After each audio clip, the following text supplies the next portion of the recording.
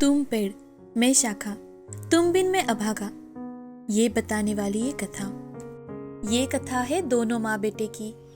हरिहरपुर नाम के गांव में चंपा नाम की एक औरत अपने बेटे सुमित के साथ रहती थी। चंपा बहुत ही मेहनती और खुशमिजाज औरत थी। उसने अपने बेटे की परवरिश अकेले ही की थी। उसकी हर ख्वाहिश अपनी मानकर उसने पूरी की थी। लेकिन सुमित अपनी पढ़ाई पूरी हो जाने के बाद भी नौकरी ढूंढने के बजाय घर पर ही रहता था। गांव के चौराहे पर जाकर बैठने लगा था तो उसे कुछ बुरे लोगों की संगत लग गई। चंपा उसे हर रोज समझाती, उसे अच्छी नौकरी ढूंढने के लिए कहती, लेकिन उसकी बुरी संगत के कारण अब सुमित कभी कभी शराब भी पीकर आने लगा था। एक दिन रात के समय सुमित नशे की हालत में घर आता है तो उसे देख चंपा उसे डांट लगाते हुए, सुमित, ये कोई घर आने का वक्त है? मैं तुमसे बात कर रही हूँ बेटा। अरे माँ, अब चुप भी करो, घर पर आते ही शुरू हो जाती हो तुम। सुमित, आज तू ऐसा दिख रहा है जैसे कहीं कीचड़ में होली खेलकर आया हो। अरे थोड़ी तो शर्म किया करो। सुमित अपनी माँ की इतनी सी बात पर नाराज हो गया और वो अपनी माँ से, माँ, आपको कितनी बार कहा है कि एक ही बात बार बार बोलकर मुझ पर इमोशनल अत्याचार करना बंद करो। अगर तुम्हें इतना ही लगता है ना माँ, तो मुझे कुछ पैसे दे दो, उससे मैं कुछ काम धंधा शुरू कर दूंगा। हाँ रे मेरे नालायक बेटे, खुद तो शराब पीता है और दूसरों को सलाह देता है। मेरे दिए हुए पैसे भी तो शराब में ही उड़ाएगा। तुम्हारे सारे पैसे मैं तुम्हें सूद सहित वापस कर दूंगा माँ। वाह रे मेरे बेटे वाह। देख, तू अब होश में नहीं है। हम कल इस बात पर बात करते हैं। सुमित अपने कमरे में जाकर बेड पर सो जाता है। सुमित की सारी बातें चंपा के मन को बहुत चुभती है, लेकिन आज चंपा ने मन ही मन ठान ली थी कि वो सुमित को सही रास्ते पर लेकर आएगी, उसे सबक सिखाकर ही रहेगी। अगले ही दिन चंपा बीमार पड़ने का नाटक करती है और फिर सुबह सुमित उठने के बाद जब चंपा के पास जाता है और उसे बिस्तर पर पड़ा हुआ देखता है तो वो अपनी माँ से, अरे माँ, क्या हुआ है तुम्हें? तुम इतनी देर से बिस्तर पर सोई हो? चंपा सुमित की बातों को अनसुना कर वहीं पर पड़ी रहती है। ये देख सुमित डर जाता है क्योंकि कल रात तो उसकी माँ बिल्कुल ठीक थी। तो वो अपनी माँ के पास जाकर, माँ, तुम्हें ठीक नहीं लग रहा है क्या? चलो, मैं तुम्हें अभी अस्पताल लेकर चलता हूँ। नहीं बेटे, थोड़ा आराम कर लूंगी तो ठीक लगेगा। नहीं माँ, हम एक बार अस्पताल जाकर ही आते हैं, चलो जल्दी। अरे नहीं नहीं बेटा, तू सिर्फ मेरे लिए एक ग्लास गर्म पानी लेकर आ। सुमित जल्दी से किचन में जाता है और पानी गर्म कर वो ग्लास में डालकर लेकर आता है और अपनी माँ से, ये लो माँ। चंपा गर्म पानी का ग्लास हाथ में लेकर उसे जानबूझकर छोड़ देती है और ऐसे दिखाती है जैसे थकावट की वजह से हाथ से गिर गया हो। तभी चंपा सुमित से, बेटे मुझे माफ कर दे, मुझसे गलती हो गई। कोई बात नहीं माँ, मैं फिर से गर्म पानी लेकर आता हूँ। सुमित फिर से किचन में जाता है और एक गिलास पानी गर्म कर लेकर आता है और अपनी माँ को देते हुए, ये लो माँ। चंपा अपने हाथ में ग्लास लेकर फिर से छोड़ देती है। तो ये देख सुमित को बहुत ज्यादा गुस्सा आ जाता है और वो अपनी माँ से, अरे माँ, ये तुमने क्या कर दिया? इतने कीमती बिस्तर पर पानी गिरा दिया, अब तो पूरा बिस्तर ही गीला हो गया है।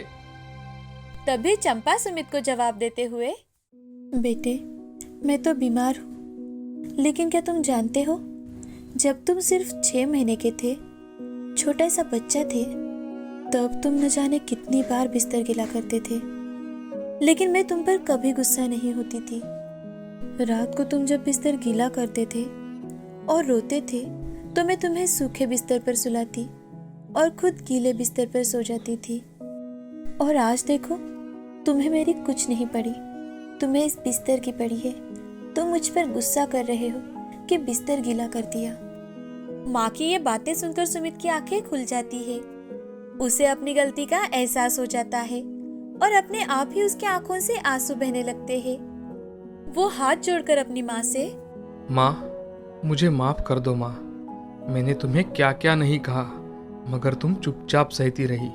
मुझसे बहुत बड़ी गलती हो गई माँ, मुझे माफ कर दो। सुमित अपने माँ के पैर पकड़कर जोर जोर से रोने लगता है तो उसका रोना देख चंपा की आंखें भी नम हो जाती है। वो सुमित को उठाकर, सुमित, तुझे तेरी गलती का एहसास हो, इसीलिए मैंने ये सब किया था। अब तुझे तेरी गलती समझ में आ चुकी है, तो अब मुझे और कुछ नहीं चाहिए। चंपा सुमित को प्यार से पुचकार कर उसे गले लगा लेती है। चंपा ने सुमित को माफ कर दिया था, लेकिन आज की घटी घटना के कारण सुमित को अपनी गलती का एहसास हो चुका था। उसने शराब को हाथ भी ना लगाने का वचन अपनी माँ को दिया था। इतना ही नहीं, अब सुमित ने कई जगहों पर इंटरव्यू दिया था और उसे अच्छी नौकरी भी लग जाती है। अपने बेटे में बदलाव देख चंपा बहुत ज्यादा खुश थी और खुशी से अपना जीवन अपने बेटे के साथ व्यतीत कर रही थी। इस प्रकार चंपा ने अपने बेटे को अच्छी जिंदगी जीने का सबक सिखाया। इस कहानी से हमें यह सीख मिलती है कि हमेशा अपने बड़ों का आदर करो और अच्छे विचारों पर चलने का प्रयास करो। सुंदरपुर नाम के गांव में मनोहर नाम का एक किसान अपनी पत्नी शालू, बेटे मोहित और बेटी मीना के साथ रहता था। मनोहर किसान था।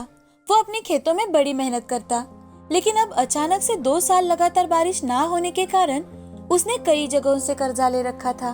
उसने गांव के साहूकार से भी पैसे ले रखे थे। तो एक दिन मनोहर शालू से, शालू, गांव का साहूकार बार बार पैसों की मांग कर रहा है। क्या करूं, कुछ समझ में नहीं आ रहा। परसों तक मोहलत दी है उसने, और अगर पैसे ना दिए तो ना जाने क्या कर बैठेगा।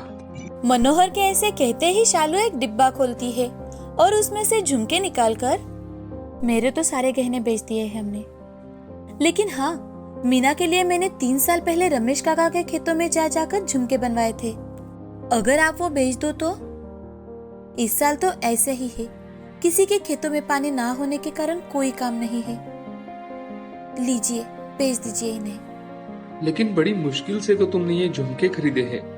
अब अगर ये भी बेच दिए तो उसकी शादी के लिए हमारे पास क्या बचेगा? हम उसकी शादी कैसे कर पाएंगे? आप बिल्कुल चिंता मत करो, सब कुछ ठीक हो जाएगा। देखना, इस बार जरूर अच्छी बारिश होगी और फिर हम सबका कर्जा भी चुकता कर देंगे। और हमारी मीना के लिए झुमके ही क्यों, बाकी के गहने भी बनवाएंगे। ठीक है, जैसा तुम कहो। अब मनोहर दूसरे ही दिन साहूकार के पास जाता है और वो झुमके बेच देता है। तभी साहूकार उसके पैसे निकालते हुए, मनोहर, तूने मेरे पहले पैसे तो दे दिए हैं, लेकिन उसमें भी अभी 5,000 रुपए बाकी है। लेकिन चल, अगर तुझे चाहिए तो मैं तुझे 6 महीने के लिए और कुछ पैसे दे सकता हूँ। जी, ऐसा हुआ तो बड़ी मेहरबानी होगी माए बाप आपकी। अब मनोहर अगले साल के बीज खरीदने के लिए फिर से साहूकार से पैसे लेता है और दूसरे ही दिन से अपने खेत साफ करना शुरू कर देता है। पहली बारिश आते ही गांव के सारे किसान बीज बोना शुरू कर देते हैं, लेकिन इस साल फिर से बारिश कहाँ गायब हो जाती है पता ही नहीं चलता। तो सारे गांव में फिर से बीज बोने का संकट फैल जाता है, लेकिन दूसरा कोई रास्ता ना होने के कारण सभी लोग बीज बोते हैं। दूसरी बार बीज बोने का भी कोई फायदा नहीं होता, क्योंकि इस साल फिर से सूखा पड़ जाता है और उनकी सारी फसल खराब हो जाती है। तो एक दिन सुबह सुबह लोग जाग ही रहे थे कि तभी सुधा के घर से जोर जोर से रोने की आवाज आने लगती है। हे भगवान, ये सब क्या हो गया हमारी जिंदगी में? आप हमें छोड़कर क्यों चले गए? आपने ऐसा क्यों किया? आप तो इस संसार से मुक्त हो गए। आपके पीछे हम भी तो थे, हमें भी थोड़ा थोड़ा जहर दे दिया होता तो हम भी आपके साथ आते। हमें अकेला क्यों छोड़ा? क्यों?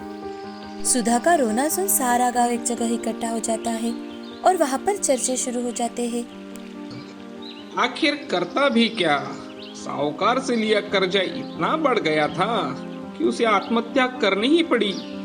अरे भाई, गांव में तो हर किसी की यही परिस्थिति है, लेकिन आत्महत्या करना ये क्या सही बात है? गांव में बातें हो ही रही थी कि तभी चरण नाम का एक लड़का भागते हुए वहाँ आता है और वो एक आदमी से, चाचा जल्दी चलो ना मेरे साथ, मेरे पापा कल शाम से घर नहीं आए, कहीं उन्होंने, चलो ना चाचा। अब 2-3 लोग मिलकर चरण के साथ उसके खेत में जाते हैं।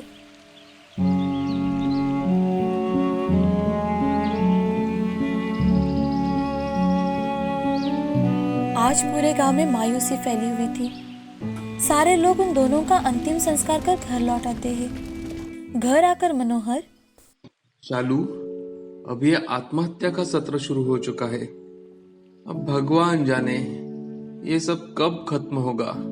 हाँ जी, लेकिन आत्महत्या तो इसका कोई उपाय नहीं होता। शालू, आज वो लोग गए हैं। भगवान ना करे अगर अगले साल भी ऐसा ही सूखा पड़ा तो न जाने हम पर भी।